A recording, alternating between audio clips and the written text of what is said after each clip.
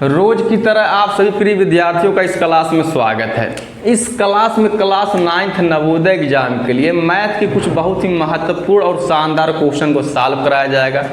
Same आपके exam के level और सेम आपके एग्जाम के पैटर्न के अनुसार। बस आप सभी विद्यार्थियों से यही कहना है कि क्लास में लास्ट तक जुड़े रहिएगा और एक कमेंट करिएगा कि क्लास लगी कैसे। और जिस भी विद्यार्थी को समझ नहीं आएगा वह कमेंट करेगा एकदम निसंकोच, क्योंकि डाउट आपके माइंड में होना नहीं चाहिए। एग्जाम तक एकदम पूरा गर्दा मचा दिया जाएगा। बाकी क्वेश्चन नंबर फर्स्ट, यदि किसी वर्ग की प्रत्येक भुजा दोगुनी कर दी जाए तो उसका क्षेत्रफल पहले वर्ग के क्षेत्रफल का कितना गुना हो जाएगा।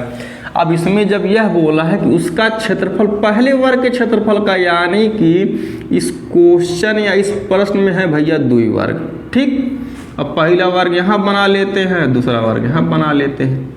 अब यही बोला है कि यदि वर्ग की प्रत्येक भुजा दोगुनी कर दी जाए, अगर सपोज दैट अगर पहले वर्ग की हम भुजा को या साइड को अगर हम 10 मान लेते हैं, अब यह बोला कि प्रत्येक भुजा को दोगुनी कर दी जाए, तो दूसरे वर्ग की भुजा इसकी जब दोगुनी हो जाएगी, यानी कि 10 में 2 से जब गुणा करेंगे तो यानी कि दूसरे वर्ग की भुजा 20 हो जाएगी, क्योंकि यही तो बोला है कि दोगुनी कर दी जाए।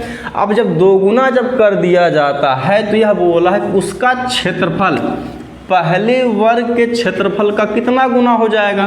तो कहने का मतलब ये है पहले वर्ग का क्षेत्रफल निकाल लेते हैं, उसी प्रकार से दूसरे वर्ग का क्षेत्रफल निकाल लेते हैं। अब वर्ग के क्षेत्रफल का फार्मूला यह होता है साइड का स्क्वायर या ए का स्क्वायर। अब जब पहली वर्ग की भुजा अगर 10 सेंटीमीटर है तो साइड का स्क्वायर था 10 गुणे 10 है। जब 10 गुणे जब 10 करेंगे 10 10 आ जाएगा 100।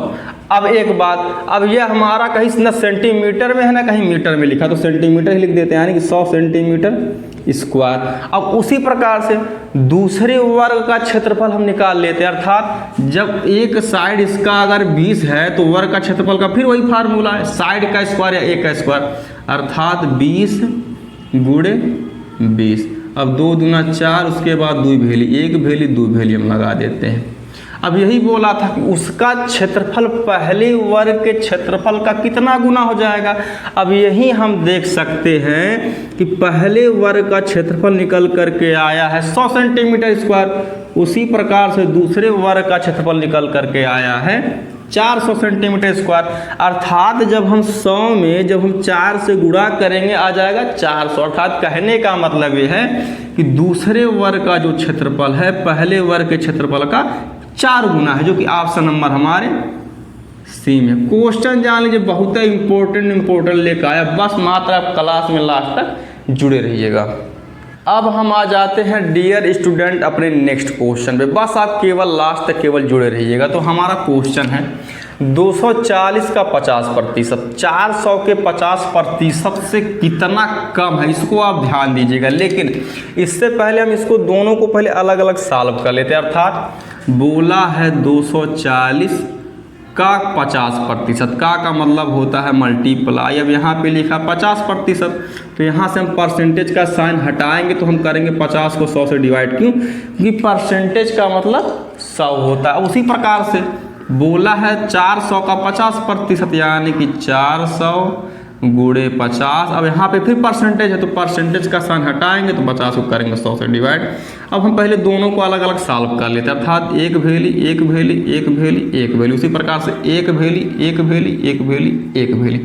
अब 50 में जब हम 4 से गुणा करेंगे अर्थात 4 5 20, उसके बाद लगा देंगे 1 भेली, यानी कि यहाँ पे आ गया 200। उसी प्रकार से अब यहाँ पे आ जाते हैं।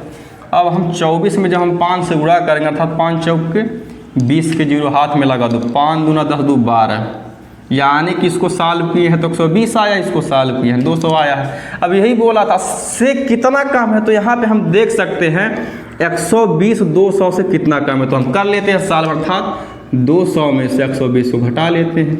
अब इसको जब घटाएंगे तो आ जाएगा 80। अर्थात कहने का मतलब है 120 200 से 80 कम है, जो कि ऑप्शन नंबर हमारे ए में दिया गया है।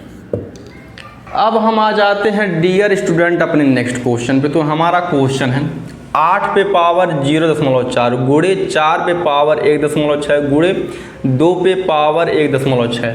अब इसको हम बोलते हैं बेस या आधार, इसको बोलते हैं पावर। अब इसका नियम यह होता है, अगर हम बेस या आधार को अगर हम किसी छोटी से छोटी संख्या में अगर हम ब्रेक कर सकते हैं या लिख सकते हैं तो लिखेंगे, अगर नहीं लिख सकते हैं तो एज इट इज हम वैसा रहने देते हैं। जैसे अब यहाँ पे लिखा है 8 पे पावर 0.4, अब 8 को लिख सकते हैं 2 पे पावर 3 या 2 पे पावर 3, अब पे पावर 0.4 लिखा गया तो इसको हमको लिखना ही पड़ेगा।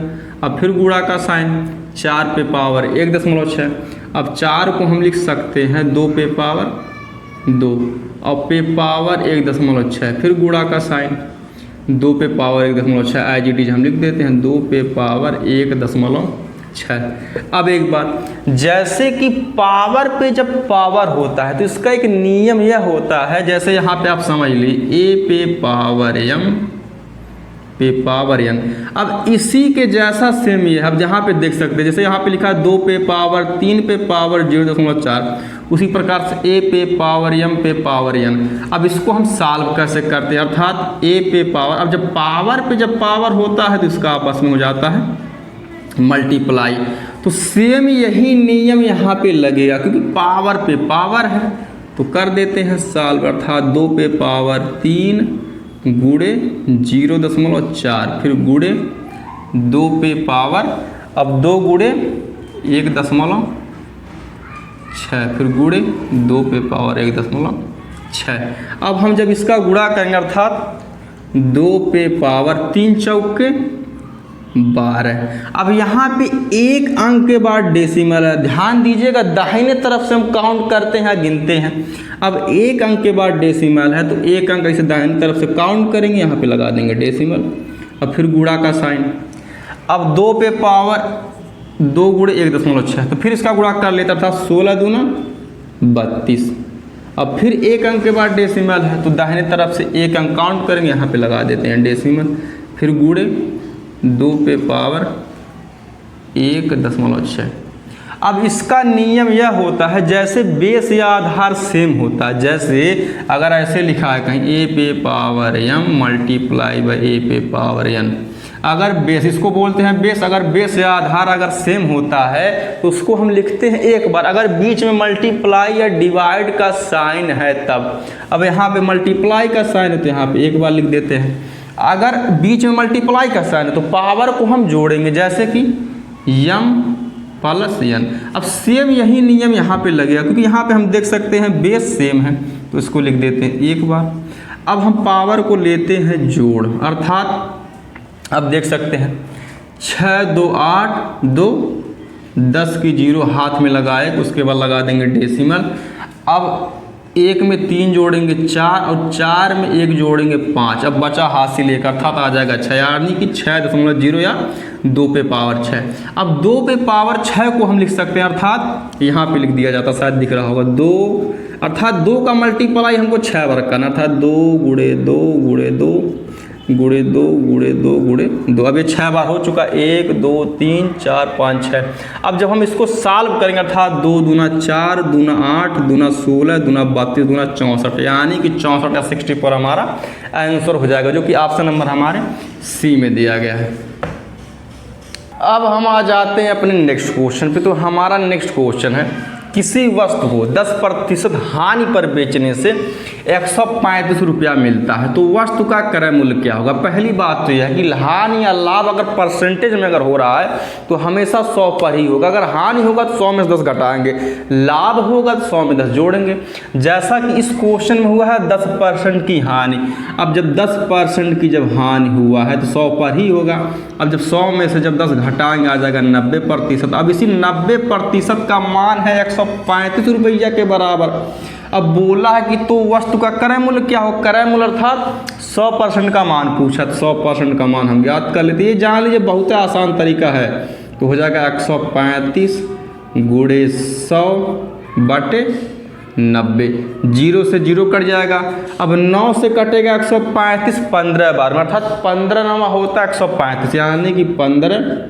अब यहाँ पे 10 बचा है केवल, यानी 15 गुणे 10 करेंगे आ जाएगा 150 रुपये। अर्थात कहने का मतलब यह है उस वस्तु को खरीदा गया है 150 रुपये में, जो कि ऑप्शन नंबर हमारे दिया गया है बी में।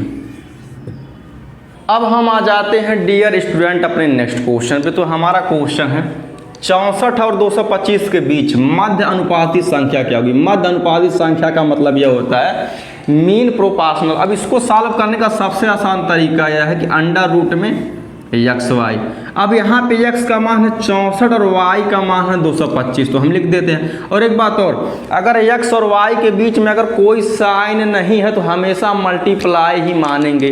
अब उसी प्रकार से अब यहाँ पे x का मान है 64, तो 64 लिख देते हैं, गुणे अब y का मान 225 है तो 225 हम लिख देते हैं।